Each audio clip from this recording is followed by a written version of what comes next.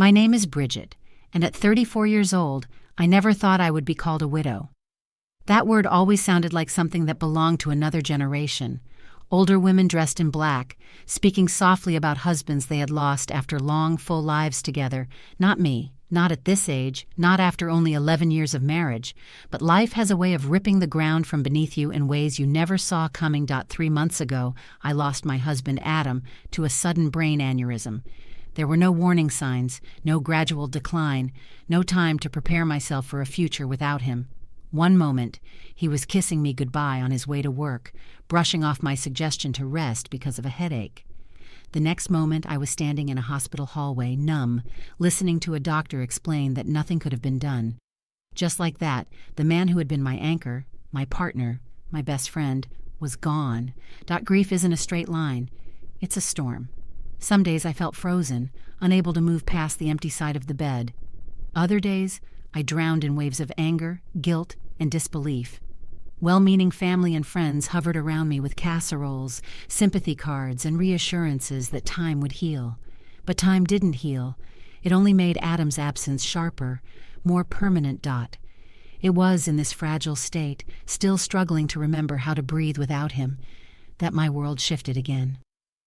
Just days after Adam's funeral, I was expected to show up at my nephew's first birthday party, my sister Cassandra's son, Lucas. I didn't want to go. The thought of putting on a smile and pretending to celebrate while my heart was breaking felt unbearable. But my mother's voice on the phone was insistent. Adam always said family comes first. He would want you there. So against my better judgment, I went. I showed up exhausted from sleepless nights and endless crying, carrying a knee. I thought no one noticed how many times I circled back to that painting, lingering a little too long, until Adam stepped in. He wasn't just another bidder in an expensive suit. He was confident, yes, but kind in a way that stood out in a room full of people trying to outshine each other. I watched as he outbid everyone else and won the painting. I remember feeling a little pang of disappointment that I'd never see it again, until he walked directly up to me, painting in hand, and said, "I noticed you looking at this all night. I think it belongs with you." That was Adam. Thoughtful, observant, generous to a fault. One conversation turned into a first date the very next evening, and that date turned into hours of laughter, stories, and a strange sense that we had known each other far longer than one night. 8 months later, he proposed to me on the harbor, with the real Boston skyline reflecting the very painting that had brought us together.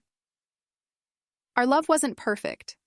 It was tested in ways most couples pray they'll never have to face.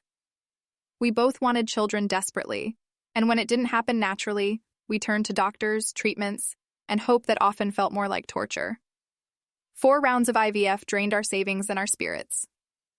Each time I told myself this would be the one, the miracle we were waiting for. Each time, the silence that followed the call from the doctor became heavier, darker. I still remember the last time. We drove home from the clinic the next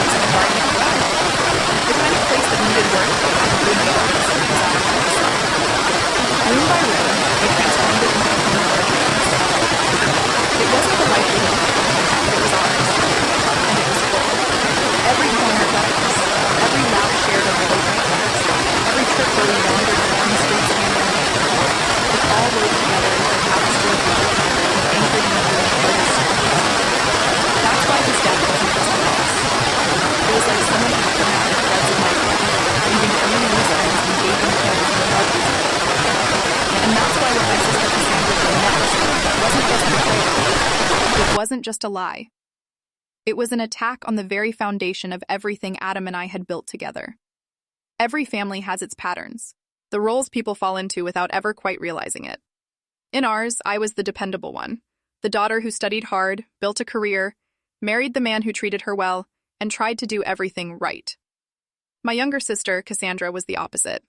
4 years behind me, she was the wild child, the risk taker, the one who charmed her way through life while leaving behind a trail of bad decisions. Our parents worried about her constantly, but worry never turned into accountability. Instead, it turned into excuses. When Cassandra lost jobs, they told people it was because she hadn't found her true calling yet. When she bounced between unstable relationships, they chalked it up to her being young and free-spirited. And when her finances spiraled into chaos, they bailed her out, again and again. Growing up, I tried to be patient. She was my sister, after all. But the truth is, Cassandra had always carried an undercurrent of jealousy. Like my successes were a mirror reflecting her failures. When I got into a good design program, she suddenly decided she wanted to dabble in art. When Adam and I bought our home, she complained endlessly about her cramped apartment, fishing for our parents to help her upgrade. Even when I was struggling through infertility, she found ways to make digs, commenting that maybe I was just too uptight to relax enough to have a baby. It hurt. Of course it did. But Adam, steady as ever, would remind me, she's your only sister. Family is important. He believed in giving people the benefit of the doubt. I tried to follow his example, but Cassandra had a way of turning every moment into a competition I never signed up for. 2 years before Adam's death, she showed up with Tyler, a rugged bartender covered in tattoos, the kind of man our parents frowned at instantly.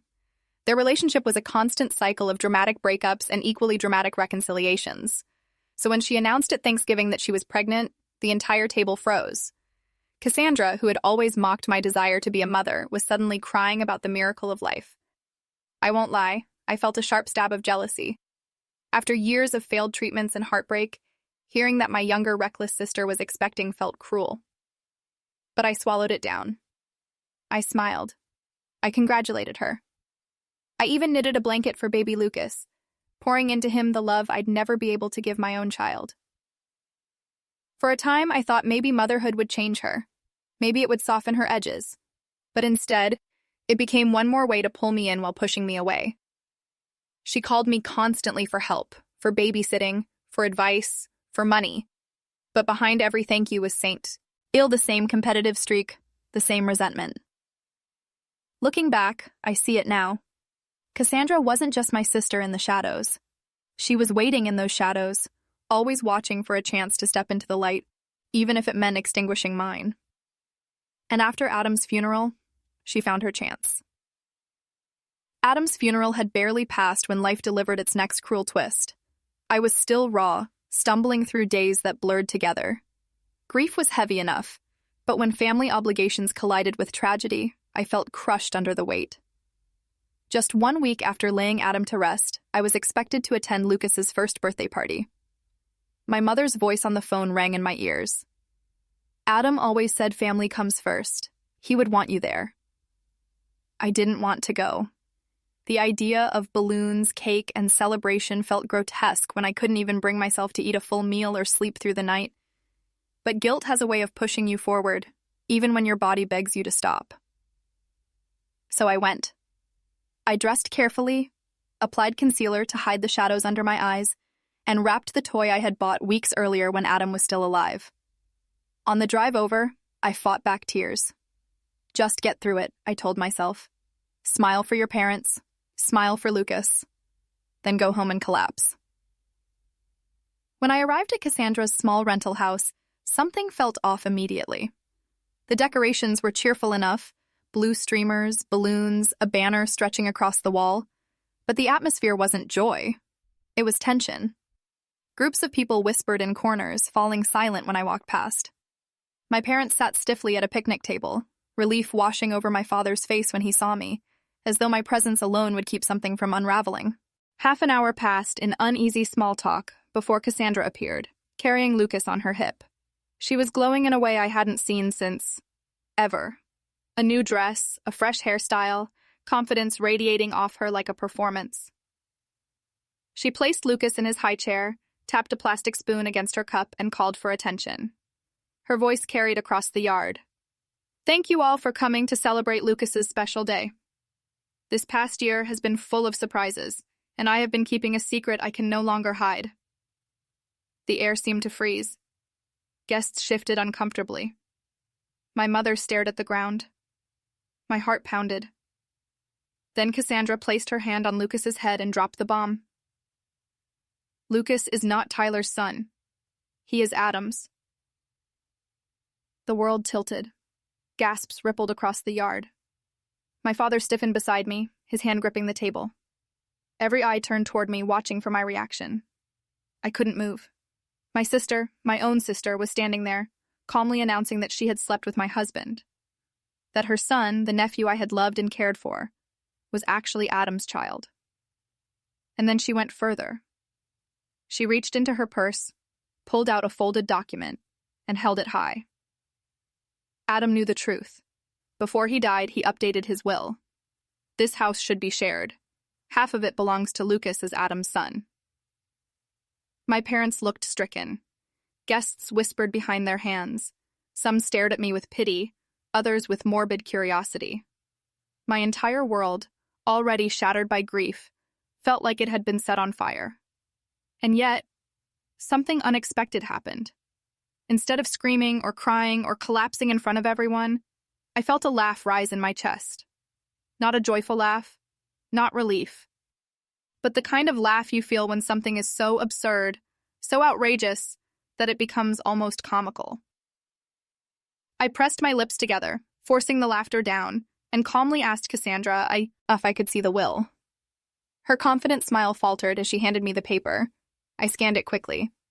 The language was sloppy, nothing like the legal documents Adam had brought home during his career as an attorney. The signature was close, but wrong. The connecting strokes off, the flourish exaggerated. I folded it neatly and handed it back.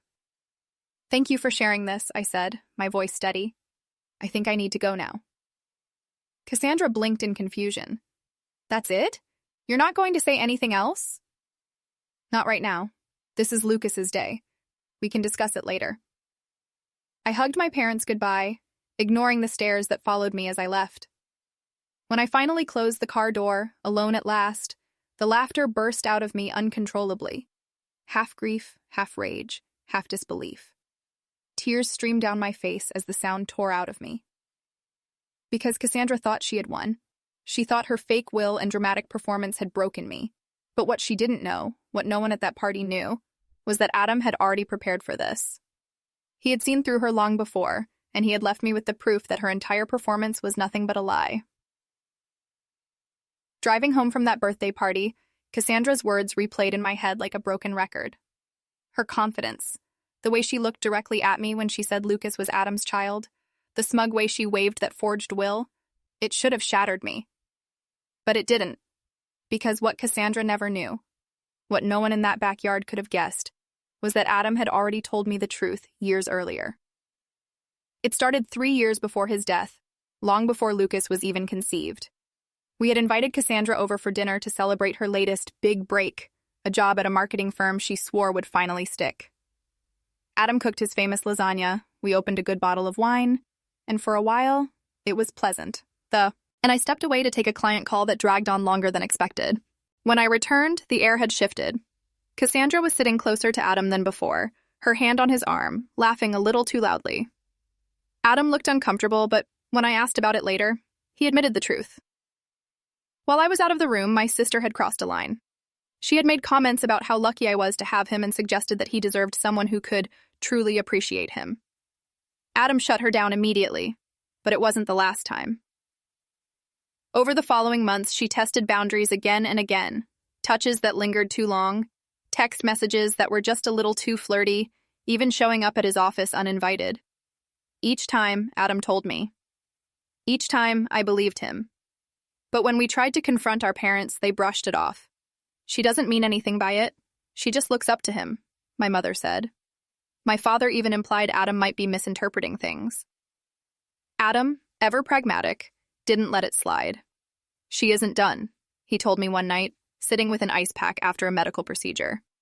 At the time, I laughed it off, thinking he was overreacting. But he was right. Because that medical procedure changed everything. Adam had been dealing with pain for months before finally seeing a doctor who diagnosed him with a varicocele, an enlarged vein that required surgery. During that surgery, the doctor recommended a vasectomy due to the severity of the condition.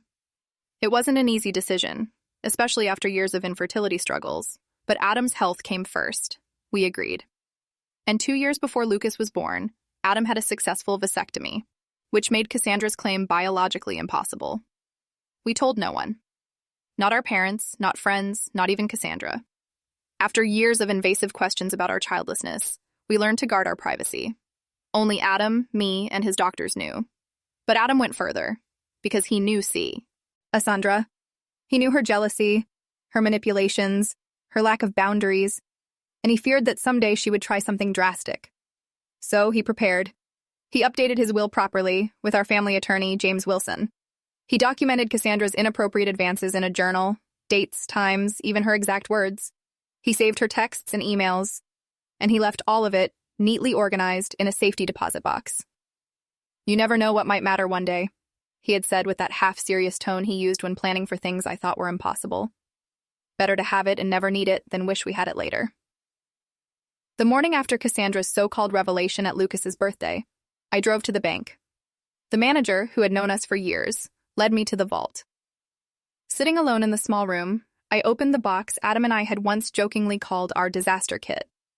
Inside were the documents that now felt like lifelines. His notarized legitimate will leaving everything to me. His medical records confirming the vasectomy.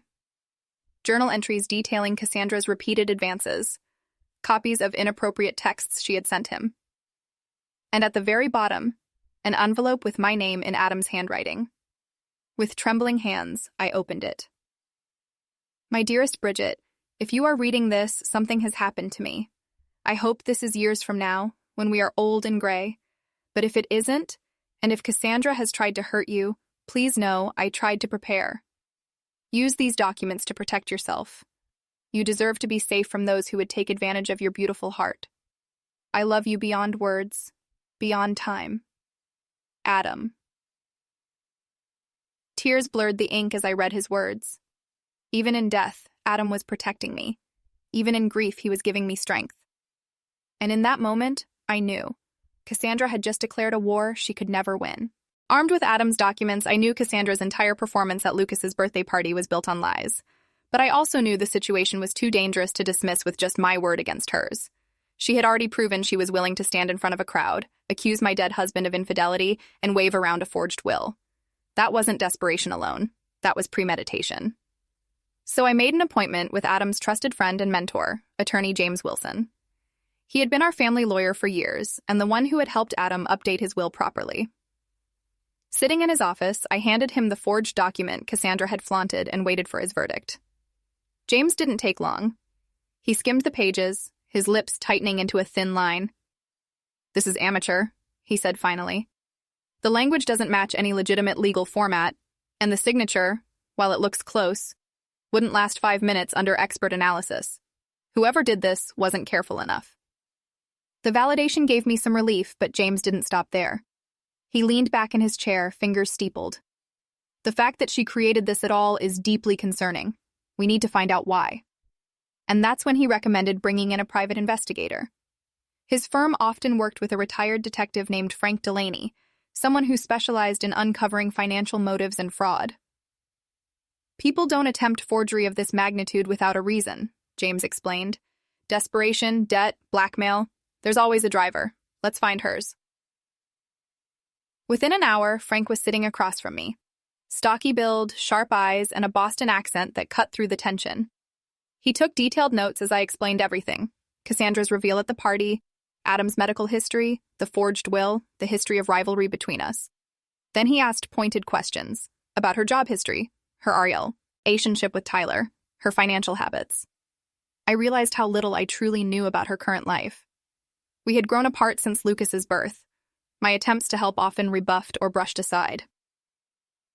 "I'll start with her finances and her relationship with the child's father," Frank said, closing his notebook.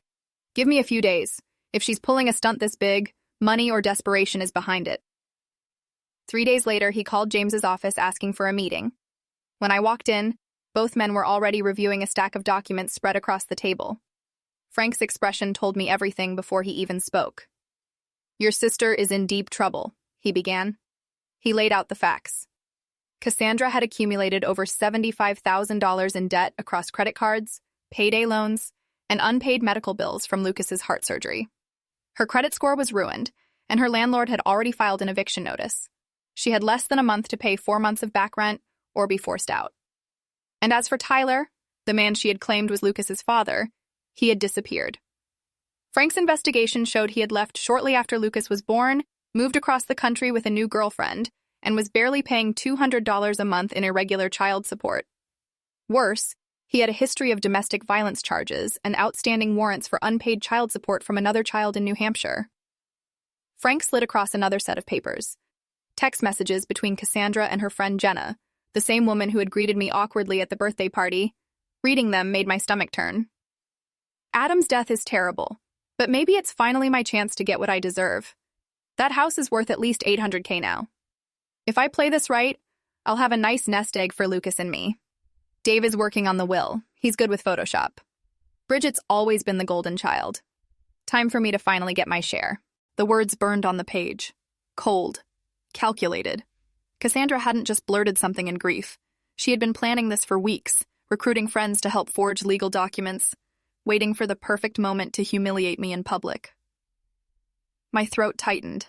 I had always known Cassandra was jealous, insecure, reckless. But this was different. This was malicious. She hadn't just tried to take my house. She had tried to destroy Adam's memory, rewrite our marriage into something ugly, and drag me down while I was already drowning in grief. I looked up at James and Frank. What do I do with this? If I expose her, I ruin her completely. But if I stay silent, she'll keep coming for me. James removed his glasses, rubbing the bridge of his nose.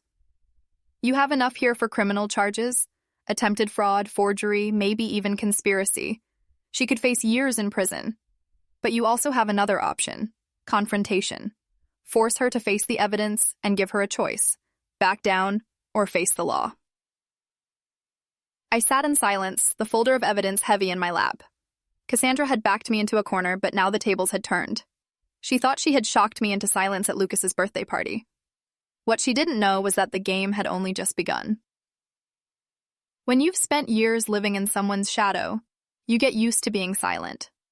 You learn to swallow the small hurts, to smile when you'd rather scream, to let things slide for the sake of peace. But there comes a breaking point.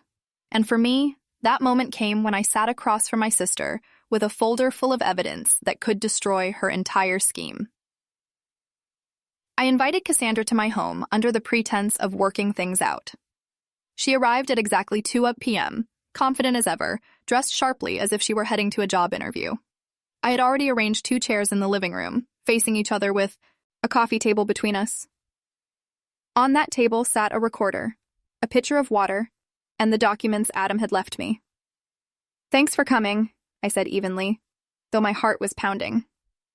Before we begin, I'd like us to record this conversation for clarity, just so we both have a copy of what's said. She hesitated briefly, then smirked. Sure. Whatever makes you comfortable. The recorder clicked on, and just like that, the confrontation began. Cassandra, I started, I'd like to hear, in your own words, exactly what you're claiming happened between you and Adam. She launched into a rehearsed speech. According to her, she and Adam had an affair 2 years earlier during a supposed rough patch in our marriage. She claimed they met secretly in a downtown hotel, that Adam had confessed his unhappiness, and that Lucas was conceived during one of those encounters. She even threw in details about him being torn between 2 families, how he had planned to tell me but couldn't bring himself to add stress when Lucas was born with a heart condition. It was polished, practiced, almost believable, if I hadn't known the truth. I let her talk. I let her dig deeper, and then I began asking questions. Which hotel? I asked.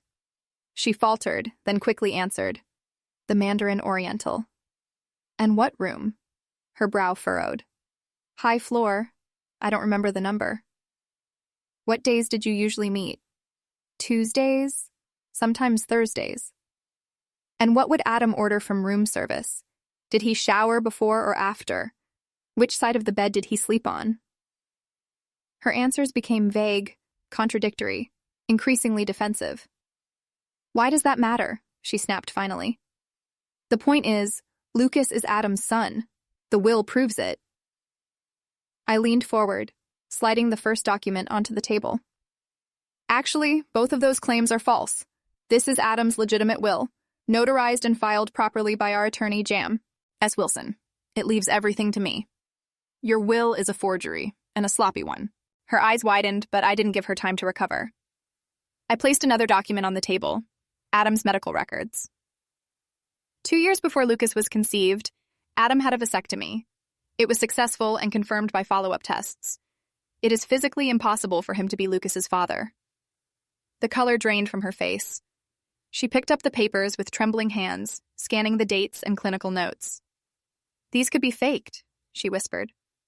They're not, I said firmly. And his doctor is prepared to testify if needed. Next came the journal, Adam's detailed notes of every inappropriate comment, every boundary Cassandra had crossed. Then the text messages between her and Jenna planning the forgery.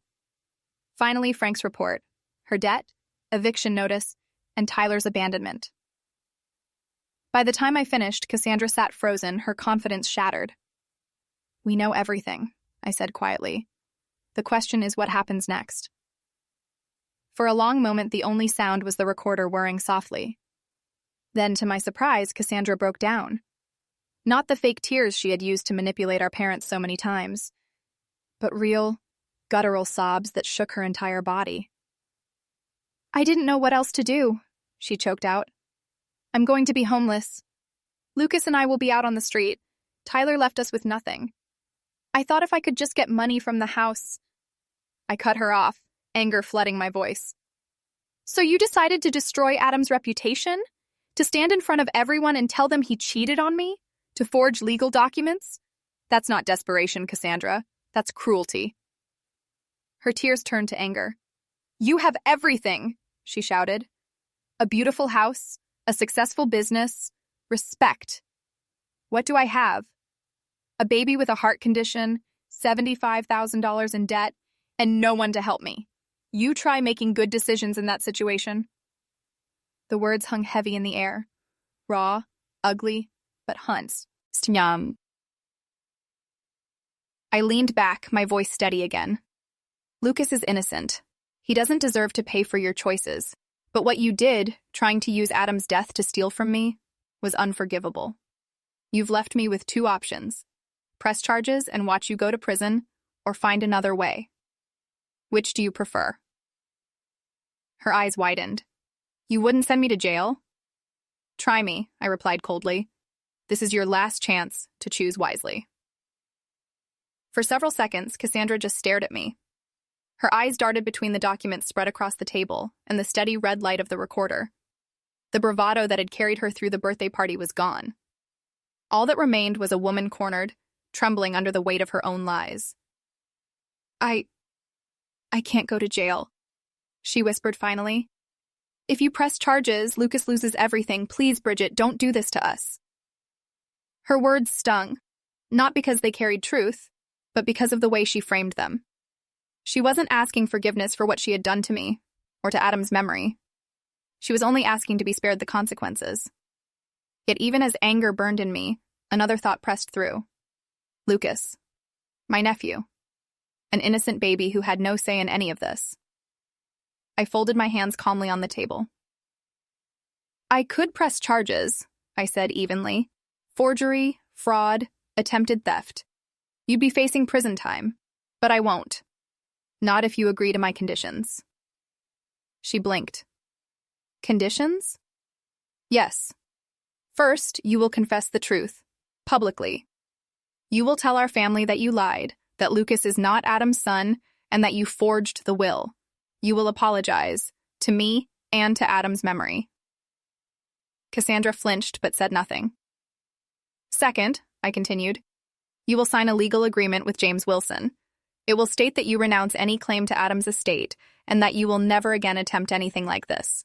If you do, I won't hesitate to pursue criminal charges. Her mouth tightened, but she nodded slowly. And third, I said, leaning forward, I will help Lucas. Not you, Lucas. I will establish a trust fund to cover his education and medical needs. I'll also help you find stable housing, but there will be strict conditions. You will attend therapy. You will complete financial counseling. You will keep steady employment. If you fail to meet any of those terms, the support stops immediately. Her eyes widened in disbelief. Why would you do that, after everything I've done to you? Not for you, I answered honestly. For Lucas. And because Adam would want his nephew cared for, even if his mother tried to destroy his name. Silence filled the room. Cassandra wiped at her face, tears streaking her makeup. I don't deserve this, she muttered. No, I agreed. You don't, but Lucas deserves better than the mess you've made. For the first time that afternoon, her shoulders slumped, her voice stripped of arrogance. All right, I'll do it. I switched off the recorder. The confrontation was over, but the fallout was just beginning.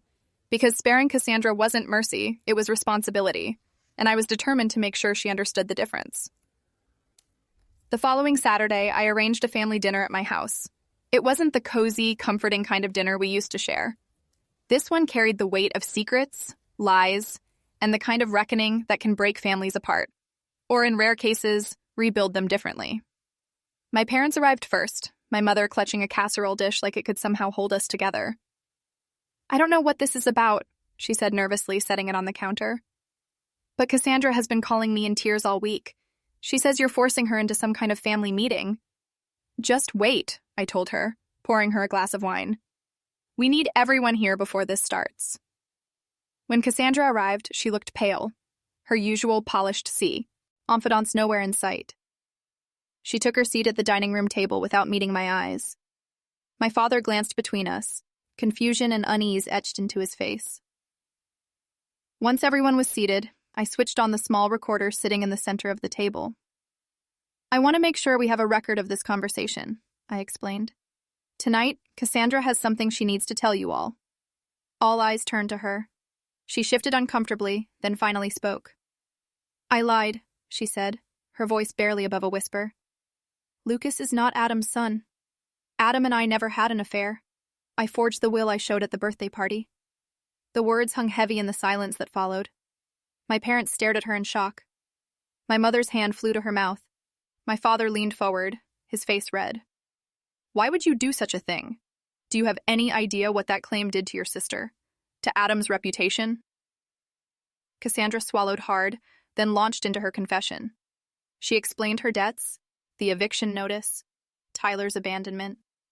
She admitted the plan to forge the will, the text with her friend Jenna, the desperate hope that she could guilt me into giving her half my home. My father slammed his hand on the table. Unbelievable. You tried to defraud your own sister while she was grieving her husband? My mother, though shocked, immediately softened. Oh, honey, she said, reaching toward Cassandra. Why didn't you just come to us for help? You didn't have to lie like that. Cassandra gave a bitter laugh. Would you have given me $400,000? Because that's what I would have gotten if my plan worked. Of course not, my father barked. But we could have helped with the rent, at least temporarily. I couldn't stay silent any longer. Do you hear yourselves? She stood in front of everyone, accused Adam of betraying me, and forged legal documents. This isn't just a mistake. It's a crime. And yet your first reaction is to comfort her. My mother's eyes filled with tears. She's still your sister, Bridget, and she has Lucas to think about. I'm your daughter too, I said sharply. The one who just buried her husband and then had to defend his memory against lies. Where was your concern for me? The room went quiet. My father shifted uncomfortably, his anger cooling into shame. Of course we care about you, he said slowly. But Cassandra has always needed more help. And whose fault is that? I shot back. You've been bailing her out her entire life. You never let her face the consequences of her actions. And now look where it's led. Fraud, forgery, betrayal. To my surprise, Cassandra nodded weakly. She's right. You've always made excuses for me. It didn't help. It just made me think I could do whatever I wanted. My parents looked stunned. For the first time, Cassandra was admitting the truth. Not just about the forged will, but about the years of manipulation and jealousy that had poisoned our family dynamic. So what happens now? My father asked cautiously. Is Cassandra going to jail? No, I said firmly. I've decided not to press charges under certain conditions. I outlined the agreement: her public confession, therapy, financial counseling, steady employment, and the trust fund for Lucas that I would oversee. My father exhaled with relief. That's more than generous, Bridget. More than she deserves. It is, Cassandra agreed softly. My mother brightened. Then this is all working out for the best. Cassandra has apologized, you're helping with Lucas, and we can put this behind us. No, I cut in sharply. This isn't something we just put behind us. Trust has been broken. Healing will take time, if it happens at all. And things will not go back to how they were. Not ever. The room fell silent again. My mother looked stricken, mourning the family harmony she had always pretended existed. But for the first time, I felt a weight lift. Because speaking the truth, even when it hurts, is the only way to finally stop living in lies. 1 year after Adam's death, I stood in our garden, watching the daffodils bloom. He had planted them the previous fall, pressing each bulb into the soil with a quiet hope that he would see them again in spring. He never got the chance. But as their bright yellow petals swayed in the breeze, I felt his presence and the resilience of life pushing through after winter. So much had changed in a year. My grief was still with me. It always would be, but it no longer consumed me. Instead, it lived alongside new routines, new responsibilities, and even new beginnings. Cassandra had kept her word. To everyone's surprise, including mine, she followed through with the agreement we made. She attended therapy and financial counseling, secured steady work as an office manager at a dental practice, and made real strides toward stability. The public confession at the family dinner had been humiliating for her, but it also seemed to break something open, a recognition that she could no longer live by manipulation and excuses. Our relationship was still strained, and probably always would be, but it was no longer toxic. I saw Lucas regularly, taking him to the park, the children's museum, or simply having him over to play in the garden Adam had loved. My connection with him reminded me why I had chosen compassion over destruction. Lucas deserved a chance at a healthy, stable life, and I was determined to give him that, even if it meant maintaining boundaries with his mother. My parents, too, had changed. At first, they struggled with the boundaries I put in place, especially my mother. But over time, they began to see what I had been saying all along. Enabling Cassandra had only made things worse. Slowly, they started treating us both as adults, rather than one golden child and one reckless one. It wasn't perfect, but it was progress. For myself, I found healing in unexpected places. After Adam's death, I joined a grief support group. 12 strangers, all bound by loss, became a lifeline. Together, we shared tears, small victories, and the long, winding road of recovery. They reminded me that grief doesn't follow a straight path. It ebbs and flows, and healing doesn't mean forgetting. It means learning how to carry love and loss together. I also poured my energy into honoring Adam's legacy. With the support of his old colleagues, I established the Adam Preston Foundation for Legal Education, providing scholarships for underprivileged students who dreamed of becoming corporate lawyers. It gave me a sense of purpose, knowing Adam's influence would ripple forward through young people whose lives he would have changed if he were still here. And then there was Michael. We met at a fundraiser for the foundation. He was a professor of ethics at Boston University. Thoughtful, gentle, with a quiet humor that reminded me of Adam in the best ways. At first, we were just friends, sharing coffee after meetings, trading stories about our work. Over time, dinners replaced coffees, and laughter became something I didn't feel guilty about anymore. It was different than what I had with Adam, as it should be. Michael understood that Adam would always be a part of my life, and he didn't try to replace him. Instead, he walked beside me, respecting both my past and my tentative steps toward the future. As I stood in the garden that spring morning, I thought about everything Adam had taught me, not just in life, but even in the way he prepared for his death. His foresight, his meticulous documentation, his unwavering loyalty, they had shielded me when I was most vulnerable. He had known Cassandra might one day try to hurt me, and though he wasn't here to fight beside me, he had still protected me. But more than that, Adam had taught me about strength, about building a life not just from joy, but from resilience, about choosing love, even when betrayal tempts you to harden your heart. Family, I realized, isn't about blood alone. It's about trust, respect, and boundaries. Sometimes the people we expect to protect us are the ones we need protection from. And sometimes the most painful betrayals force us to find a strength we never knew we had. I knelt down, brushing my fingers across the daffodils Adam had planted. "You couldn't have known what would happen after you were gone," I whispered. "But somehow you still prepared me to face it. And in that way, your love protects me still." The grief hadn't disappeared. It never would. But as the daffodils swayed in the spring air, I felt something alongside it. Hope. Hope that even after the darkest winters, new life can bloom.